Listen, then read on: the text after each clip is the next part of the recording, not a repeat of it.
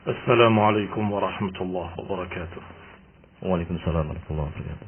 إن الحمد لله نحمده ونستعينه ونستغفره ونعوذ بالله من شرور أنفسنا ومن سيئات أعمالنا. من يهده الله فلا مضل له ومن يضلل فلا هادي له. وأشهد أن لا إله إلا الله وحده لا شريك له وأشهد أن محمدا عبده ورسوله صلى الله عليه وعلى آله وأصحابه والتابعين وتابع التابعين ومن تبعهم بإحسان إلى يوم الدين وبعد. Ikhwani fi din, a'azakumullah, pendengar radio Indah Siar yang kami hormati. Kita sampai pada mutiara yang ketujuh dari mutiara-mutiara yang disusun oleh Imam An-Nawawi rahimahullah dengan indah. Mutiara hadis, mutiara hikmah, mutiara yang dipetik dari seorang yang merupakan khairul bashar sallallahu alaihi wa ala alihi wasallam. Mutiara yang ketujuh adalah hadis yang dikeluarkan oleh Imam Muslim Ibn Hajjaj Al-Qushairi rahimahullah, yaitu hadis an Abi Hurairah Abdurrahman Ibn Sakhr radhiyallahu ta'ala anhu qala Rasulullah sallallahu alaihi wa ala alihi wa sallam inna Allah la yanzuru ila ajsamikum wala ila suwarikum walakin yanzuru ila qulubikum wa a'malikum. Diriwayatkan dari Abi Hurairah radhiyallahu taala anhu, sahabat yang mulia yang dikenal dengan kunyahnya yaitu Abu Hurairah. Adapun namanya diperselisihkan dalam sekian banyak pendapat, dan diantaranya yang paling terkenal atau paling rajih adalah nama Abdurrahman ibn Sakhr radhiyallahu taala anhu. Beliau berkata, bersabda Rasulullah sallallahu alaihi wa ala alihi wasallam, "Inna Allah la yanzuru ila ajsamikum wala ila suwarikum, walakin yanzuru ila qulubikum wa a'malikum." Kata Nabi SAW, sesungguhnya Allah tidak melihat pada badan-badan kalian atau tubuh-tubuh kalian. Tidak pula melihat pada bentuk-bentuk rupa kalian. Tetapi Allah akan melihat ke hati-hati kalian dan perbuatan-perbuatan kalian. Demikian ucapan Rasulullah sallallahu alaihi wa ala alihi wasallam, kalimat yang ringkas, padat tapi bermakna luas. Itulah yang dijuluki dengan Jawami'ul Kalim. Jawami'ul Kalim adalah perkara yang istimewa atau perkara yang merupakan kekhususan, keistimewaan yang Allah berikan pada Rasulullah sallallahu alaihi wa ala alihi wasallam, sehingga beliau pernah berkata, "U'titu khamsan lam yu'tahunna ahadun minal anbiya'i qabli." Sesungguhnya aku diberi 5 yang tidak diberikan pada orang-orang sebelumku atau pada nabi-nabi sebelumku. Disebutkan satu persatu. Di antaranya beliau berkata dalam salah satu lafaznya, "U'titu jawami'ul kalim." Aku diberi jawami'ul kalim.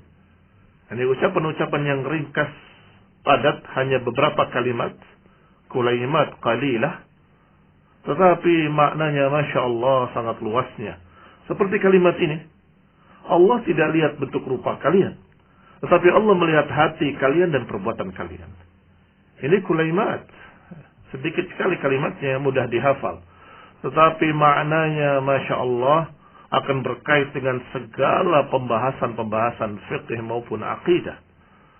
Bahwasanya seseorang itu, barakallahu fikum, tidak akan lihat dari badannya, apakah dia gemuk atau kurus, apakah dia tinggi atau pendek.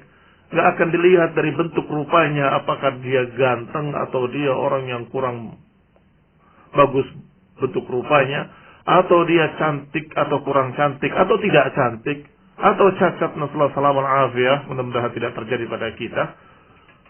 Maka itu semua tidak ngaruh di hadapan Allah Subhanahu wa taala. Karena Allah tidak melihat dari sisi itu. Apakah warna putih ataupun warna hitam ataupun yang berkulit merah. Bilal radhiyallahu taala anhu, Bilal bin Rabah adalah seorang turunan budak hitam. Tetapi lihatlah bagaimana Allah muliakan beliau. Dimuliakan namanya dan dikenal oleh seluruh kaum muslimin sepanjang masa. Muazzin Rasulullah sallallahu alaihi wa ala alihi wasallam. Padahal dia berkulit hitam. Maka ikhwan fillah a'azakumullah, tidak berkait dengan warna kulit, tidak berkait dengan bentuk badan, tidak berkait dengan apakah rupanya begini atau rupanya begitu. Tetapi Allah akan melihat dua sisi. Hati-hati kalian dan perbuatan-perbuatan kalian. Kalau hatinya baik, perbuatannya baik, maka dialah orang yang saleh. Tetapi kalau perbuatannya jelek, hatinya jelek, maka tentunya dia orang yang paleh. Orang yang jelek pula. Walaupun paras rupanya elok, walaupun paras rupanya sangat cantiknya, sangat gantengnya, badannya proporsional, tetapi tetap dia adalah orang yang busuk, orang yang jelek. Karena hatinya busuk, demikian pula perbuatannya busuk. Kaum muslimin, pendengar radio Indosiar yang saya hormati, berarti di sini hadis ini sangat berkait dengan judul bab, yaitu keikhlasan. Wa ihdharun niyah, keikhlasan dan menghadirkan niat. Dan juga berkait dengan segala perkara yang disebutkan menghadirkan niat dalam seluruh amalan-amalan yang tampak maupun tidak tampak. Karena qulub yang dikatakan yanzuru ila qulubikum, melihat hati-hati kalian, artinya melihat bagaimana niatnya, bagaimana keikhlasannya, untuk siapa dia berbuat, untuk siapa dia beramal. Maka dua perkara ini tidak bisa dipisahkan. Kalau ada ucapan atau beberapa pemahaman bahwa yang penting itu hati, yang penting itu hati, itu saya sering mendengarnya dari masyarakat kaum muslimin. Udahlah, Allah nggak lihat pakaian kalian, nggak lihat semuanya, yang dilihat tuh hati. Ya. Maka saya akan katakan padanya kurang tepat. Karena hati disebut dalam hadis ini tidak sendirian. Disebutkan ila qulubikum wa a'malikum. Catat itu. Memang Allah tidak melihat bentuk rupa, tidak melihat penampilan, tidak melihat pakaian, tidak melihat warna, tidak melihat bentuk rupa atau warna kulit. Tetapi Allah melihat dua sisi, bukan hanya hati. Walakin yanzuru ila qulubikum wa a'malikum, tetapi melihat hati-hati kalian dan perbuatan-perbuatan kalian. Artinya kalau perbuatannya sudah baik, Masya Allah, amal saleh, maka dilihat pula hatinya. Apakah ikhlas atau tidak ikhlas? Untuk siapa dia beramal? Karena siapa dia berbuat? Maka itu akan menentukan apakah amal itu menjadi amal yang diterima atau amal yang ditolak. Kalau tidak ikhlas, akan ditolak. Kalau niatnya bukan karena Allah, nggak akan dicatat sebagai amal saleh. Tapi sekarang sebaliknya. Hatinya ikhlas. Hatinya jujur. Betul-betul dia ingin beribadah pada Allah satu-satunya dan tidak untuk yang lain. Tetapi ketika beramal, dia tidak mencontoh Rasulullah SAW. Dia bikin sendiri. Dia karang sendiri. Dan dia berbuat sesuatu yang sama sekali bertentangan dengan sunnah Rasulullah SAW. Kemudian ditanya, kamu kok menyelisihi sunnah? Orang itu menjawab, yang penting kan niatnya baik. Apakah itu cukup? Tidak cukup. Mengapa? Karena itu baru satu sisi. Hadis ini menyebutkan dua sisi, bukan satu sisi. Hatinya baik atau niatnya baik, sudah bagus.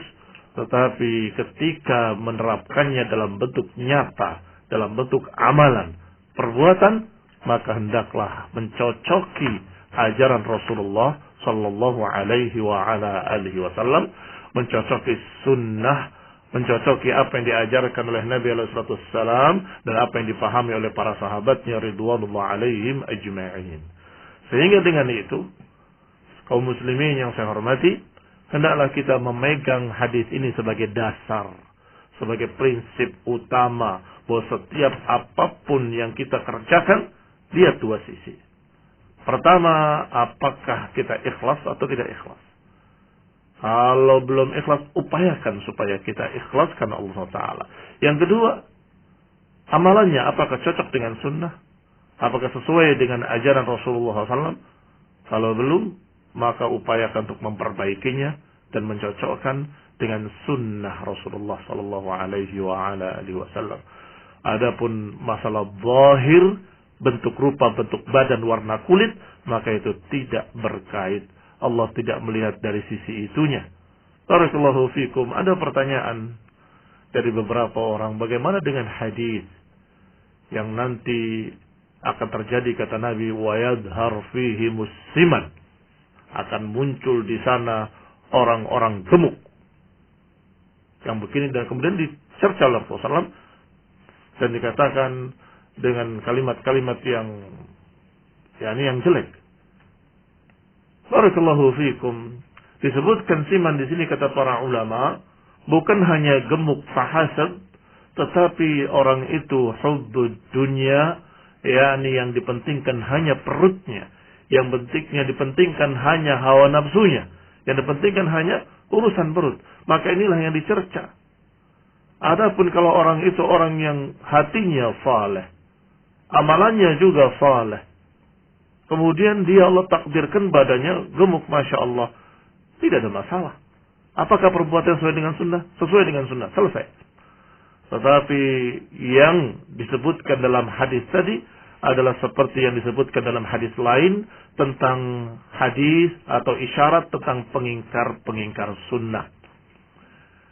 Kata Nabi SAW dalam hadis yang dikeluarkan oleh Imam Hakim rahimahullah fi mustadrakihi wa sahahahu wa wafaqahu adz-Dzahabi, kata Nabi SAW, yushik, sebentar lagi akan muncul rajulun syab'an ala arikatih, sebentar lagi akan muncul seorang yang gemuk, kenyang, bersandar di dipan-dipannya, di singgasananya atau di mebel-mebelnya. Atahu hadisun min hadisi, datang kepadanya hadis dari hadis-hadisku, mimma amartuhu au nahaitu, dari apa yang aku perintahkan atau aku larang.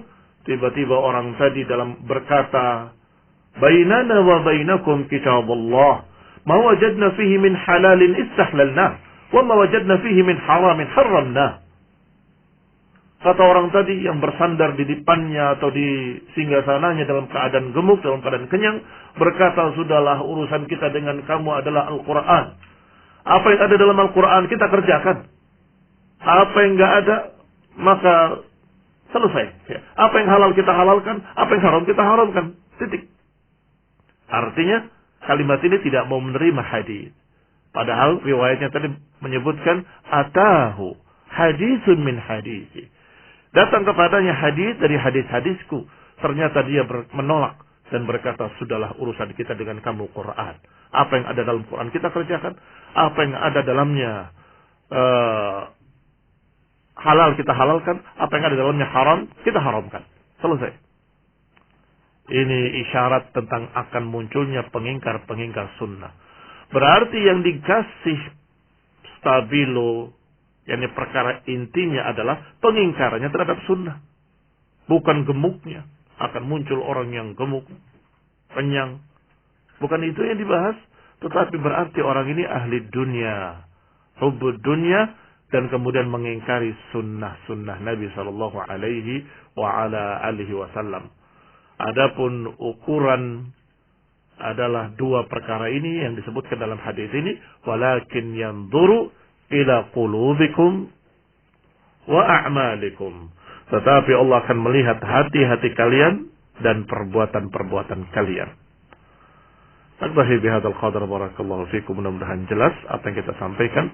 Semoga Allah Subhanahu wa taala berikan taufik kepada kita untuk bisa beramal saleh dan bisa memurnikan niat untuk Allah Subhanahu wa taala dari semua amalan tersebut. Amin. Wassallallahu ala Muhammadin wa ala alihi wa sahbihi wa sallama tasliman katsira. Baik kaum muslimin, demikian tadi nasihat indah dari untayan nasihat Al-Imam Nawawi yang disampaikan oleh Al-Ustaz Muhammad bin Dimar Syed dalam hadis yang ke-7. Kaum muslimin rahimakumullah, baiklah sekarang kita buka ruang tanya jawab. Bagi Anda yang ingin bertanya maka silakan di 085316 25 kali kemudian 6. Kaum muslimin, pertanyaan pertama. Bismillah, Ustaz, bolehkah minta nasihatnya untuk ikhwan yang sudah ingin sekali menikah namun belum ditemukan jodohnya, meski berbagai ikhtiar telah dilakukan disertai doa namun belum bertemu jodoh? Mohon arahan dan bimbingan Ustaz. Jazakumullah khairan. Kalau dia sudah sangat ingin menikah namun belum bertemu jodohnya, ya banyak berdoa. Tetapi sebelum kita berbicara masalah ini, pertama saya ingatkan dulu apakah dia sudah siap untuk menikah dari semua sisinya. Pertama, al-ba'ah, kemampuannya secara kedewasaan dan kemampuan laki-lakinya. Yang kedua, apakah dia mampu juga sudah bisa mencari penghasilan sendiri, artinya sudah memiliki ma'isyah, bisa menghidupi keluarga nantinya. Apakah dia sudah memiliki ilmunya, dan yang berkait semuanya dengan itu. Ini semua saya ingatkan, mengapa?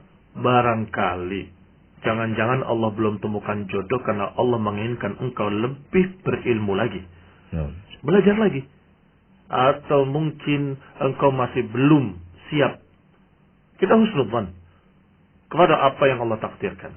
Kita berbaik sangka kepada apa yang Allah takdirkan. Mungkin kita perlu persiapan lebih matang.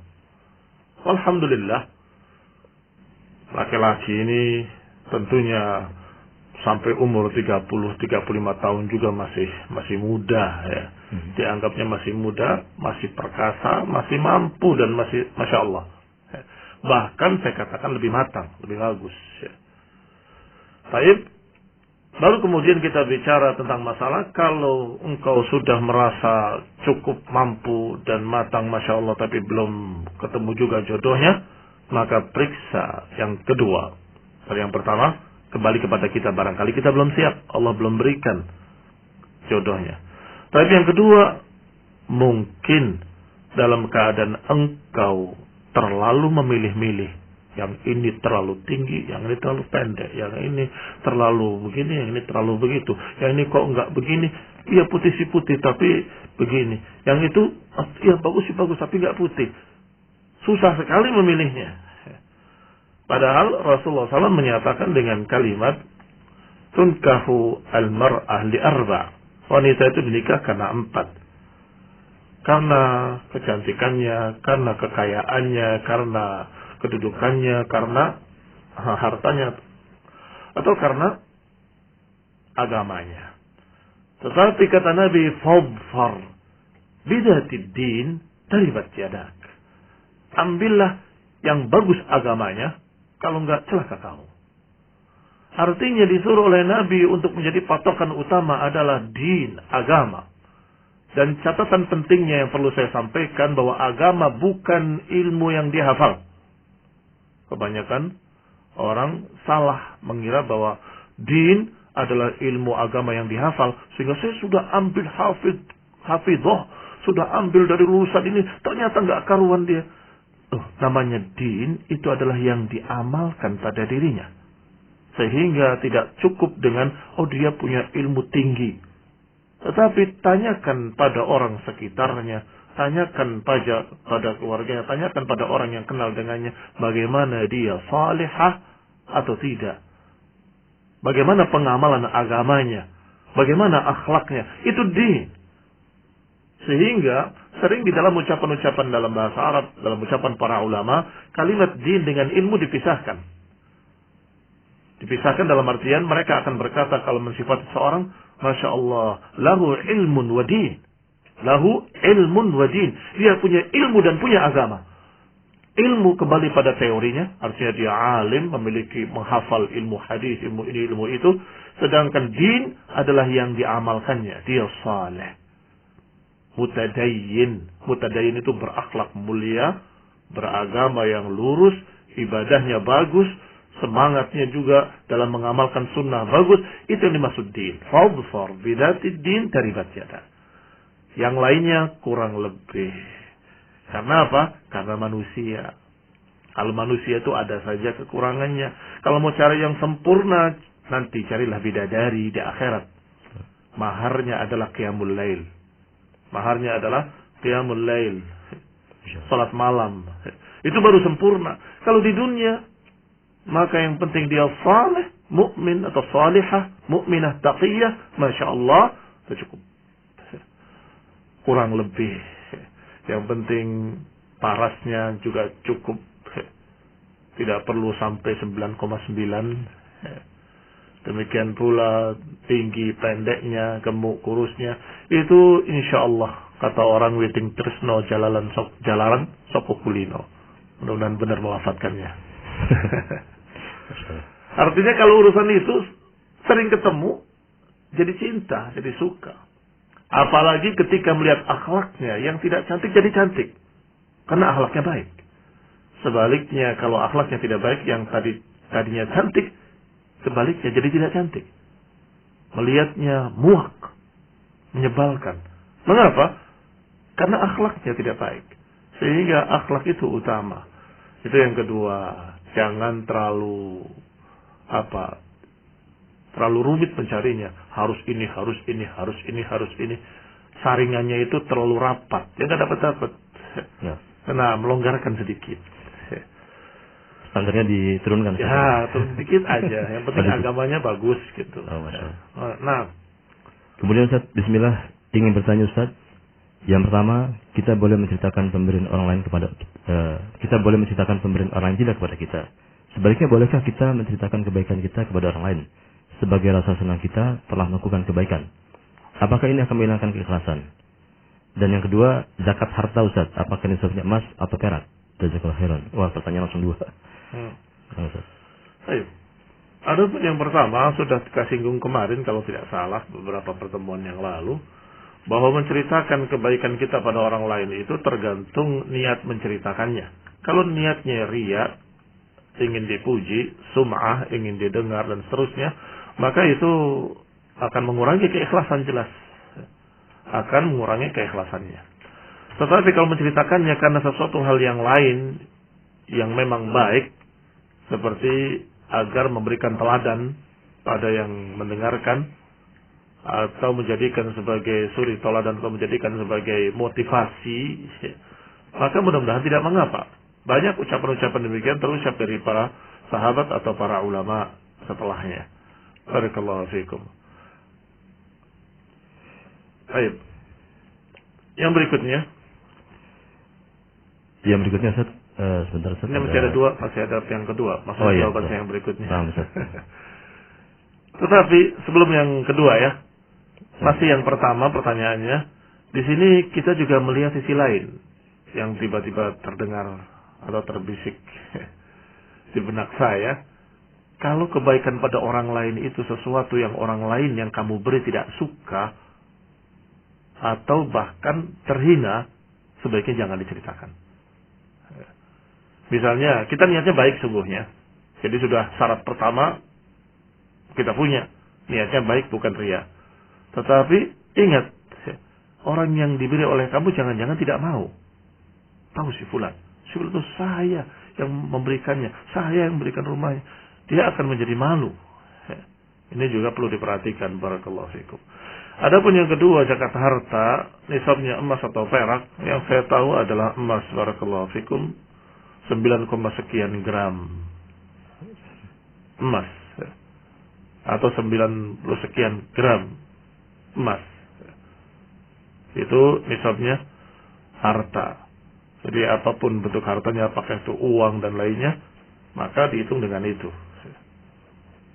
Memang ada pendapat yang menyatakan bahwa nisabnya adalah perak. Wallahu ta'ala alam, standar yang dipakai sekarang ini, sejak dulu malah, sampai sekarang ini, adalah emas. Standar ukurnya. Barakallahu fikum. Tetapi kalau kamu punya perak, ya diukur dengan perak. Tetapi kalau ada emas, diukur dengan emas. Kalau ada uang, diukur dengan apa? Nah, inilah yang terjadi perselisihan dengan emas atau dengan perak. Maka saya katakan tadi dengan emas, karena mereka yang memiliki lembaran merah bertuliskan 100.000 atau lembaran biru yang bertuliskan 50.000, artinya engkau ikut andil memiliki emas yang ada di bank. Jadi bank itu tidak boleh mencetak uang sembarangan kecuali ada jaminan emas. Ya. Ini asal muasalnya begitu. Asal muasalnya muncul bank-bank seperti itu ya, adalah karena mereka repot atau berbahaya membawa emas kemana-mana, maka emasnya taruh di bank, kamu hanya dikasih lembaran surat, kamu memiliki atau ikut memiliki emas ini senilai sekian. Yang dijadikan ukuran emas. Maka uang itu standarnya dengan emas. Barakallahu fikum. Itu masalahnya. Wallahu ta'ala a'lam bis-shawab. Baik Ustaz, berikutnya bismillah, afwan Ustaz, saya mau bertanya di luar pembahasan. Apakah diperbolehkan salat puasa Nabi Daud hanya Senin, Rabu dan Sabtu? Kemudian hari Ahad libur atau libur kerja dan waktu kumpul lagi. Dan masih tentang puasa Daud, misalkan ketika Rabu kita batal puasa, untuk selanjutnya ana puasa lagi di hari Kamis atau Jumat, Ustaz. Atas jawaban Ustaz, jazakumullah khairan. Kalau terus-menerus begitu, itu bukan puasa Daud. Kecuali kalau kamu puasa Daud, kemudian sesekali Ahad ada tamu, banyak keluarga kumpul, maka kamu batalkan, itu nggak mengapa. Tapi kalau dirubah untuk terus-menerus, ya tidak dinamakan puasa Daud. Saya anjurkan kepada penanya untuk puasa Senin Kamis saja. Barakallahu fikum. Karena siapa yang diriwayatkan mengatakan pada Nabi ingin puasa terus-menerus, Nabi menyatakan jangan. Puasa saja 3 hari dalam sebulan. Ya Rasulullah, aku lebih kuat dari itu. Lebih mampu, lebih dari itu. Kalau gitu puasalah Senin, Kamis. Atau disebutkan puasa sehari, berbuka 2 hari. Aku lebih kuat dari itu ya Rasulullah. Kalau begitu, puasalah sehari dan buka sehari. Dan itu puasa saudaraku Daud alaihissalam. Diberikan oleh Nabi 3 pilihan ini. Maka kalau engkau tidak bisa puasa Daud, puasalah Senin Kamis. Dan itu cukup Masya Allah. Karena memang ibadah dianjurkan dengan mengukur kekuatan dirinya. Jangan memaksakan dirinya. Karena khawatir akan terjadi nanti keputusasaan. Atau akan terjadi nanti perkara-perkara yang tidak bagus. Kalau memaksakan diri. Wallahu ta'ala a'lam. Berikutnya Ustaz, mau bertanya, ada orang yang melakukan amalan kebaikan, tetapi kemudian dia mengurungkan niatnya karena takut tidak ikhlas dan takut riya. Apakah yang seperti ini dibenarkan? Para ulama mengucapkan kalimat-kalimat yang hampir sama. Menjawab pertanyaan ini. Atau menjawab pertanyaan yang seperti ini. Dan jawabannya, Masya Allah, seperti petir di siang hari. Iya, menggelegar. Siapa yang meninggalkan amalan baik karena takut riya, berarti dia sudah jatuh ke dalam riya. Masya Allah. Saya ulangi jawaban mereka. Siapa yang meninggalkan amalan baik karena takut riya, berarti dia sudah jatuh ke dalam riya. Pertama saya mendengarkan ucapan-ucapan seperti ini, saya agak bertanya-tanya mengapa kok orang meninggalkan takut riya dikatakan sebagai orang yang jatuh dalam riya. Ya, ini betul-betul jawabannya tegas sekali. Ternyata setelah melihat penjelasan-penjelasan yang lain dari para ulama dan penjelasan dari mereka yang mengucapkannya, bahwasanya orang ini berarti mengukur dengan pandangan manusia.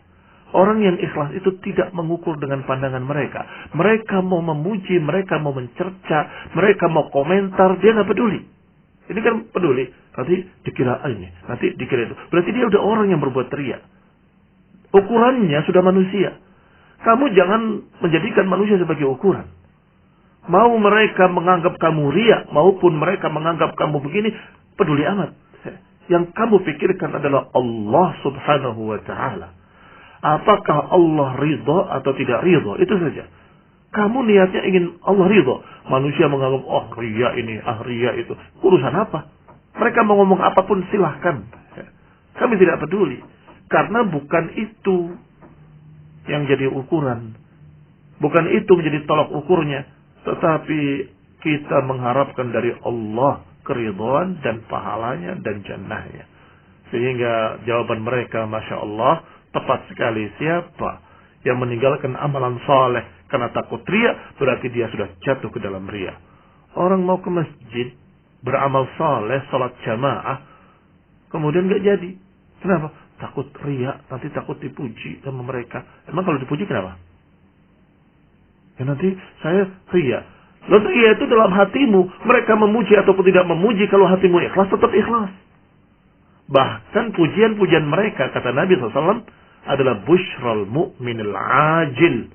Kabar gembira yang disegerakan oleh Allah SWT. Tapi itu bukan tujuan. Tujuannya adalah beribadah pada Allah, mengharapkan wajah Allah, mengharapkan keridhaan Allah dan jannahnya. Ini tujuannya. Adapun mereka memuji, itu adalah perkara-perkara yang tambahan yang disegerakan oleh Allah SWT yang tidak kamu cari. Sehingga jalanlah. Kalau itu benar amal saleh, terbukti dengan sunnah-sunnah, mencocoki hadis-hadis, mencocoki ajaran Rasulullah SAW, kerjakan. Jangan ragu-ragu. Jangan peduli dengan ucapan manusia. Apakah manusia itu memuji ataupun mencerca. Apakah menuduh kamu ria ataupun tidak. Jangan pedulikan. Itu orang yang ikhlas. Barakallahu fikum. Kemudian pertanyaan terakhir Ustaz. Masih ada yang lain tapi waktunya sudah habis Ustaz. Bismillah, Assalamualaikum Ustazuna Muhammad Hafizahullah. Apakah seorang yang pergi bekerja di atau ke negeri asing untuk memenuhi keperluan keluarganya, kemudian qada Allah meninggal di tengah-tengah perjalanan, apakah terhitung syahid ataukah tidak? Jazakumullah khairan. Nah, jenis syahid itu ada macam-macam. Walaupun siapa yang meninggal karena tenggelam dikatakan syahid, siapa yang meninggal karena terkena reruntuhan maka dia syahid, karena siapa yang meninggal karena berjuang untuk keluarganya juga dikatakan syahid dan sebagainya. Itu semua disebut dengan istilah mendapatkan pahala syahid. Wallahu ta'ala a'lam, tetapi berbeda dengan syahid yang terbunuh dalam jihad fisabilillah. Wallahu ta'ala a'lam. Ya, demikian ruang tanya jawab sudah selesai. Nanti insyaallah kita lanjutkan pada kesempatan esok hari. Jazakumullah khairan Ustaz, dan barangkali sebagai penutup terkait dengan hadis yang ke-7 Ustaz, silakan Ustaz. Barakallahu. Baik, cukup. Alhamdulillah sudah saya sampaikan semua, mudah-mudahan jelas karena ini hadis yang ringkas dan juga maknanya sangat jelas, sehingga cukup dengan saya bacakan saja, mudah-mudahan dipaham bahwa Allah tidak melihat badan-badan kita, tidak melihat bentuk rupa kita, sehingga Allah akan melihat hati-hati kita dan amal-amalan kita. Maka hendaklah berupaya untuk memperbaiki hati dan memperbaiki amalan-amalan. Memperbaiki hati adalah mengikhlaskan seluruh amalan kita untuk Allah, dan memperbaiki amalan adalah dengan mencocokkan, berupaya untuk mencocoki ajaran Rasulullah sallallahu alaihi wa ala alihi wasallam dalam sunnah-sunnahnya. Semoga Allah berikan taufik kepada kita dan kemudahan untuk bisa beramal saleh dengan ikhlas. Amin. Wa sallallahu ala Muhammadin wa ala alihi wa ashabihi wa sallam tasliman katsira. Subhanakallahumma wa bihamdik asyhadu an la ilaha illa anta astaghfiruka wa atubu ilaik. Wassalamu alaikum warahmatullahi wabarakatuh. Kaum muslimin rahimahullah, demikianlah usai sudah untayan nasihat indah Al-Imam Nawawi rahimahullah yang disampaikan oleh Al-Ustaz Muhammad bin Umar As-Said hafizahullah, dan insyaallah pada kesempatan berikutnya kita akan ikuti bersama. Kaum muslimin dimanapun Anda berada, terima kasih atas atensi Anda ataupun pertanyaan Anda. Semoga akan menambah semangat acara ini, dan kami mohon maaf atas salah dan kurangnya. Akhir kalam kami ucapkan wassalamualaikum warahmatullahi wabarakatuh. Wassalamualaikum warahmatullahi wabarakatuh.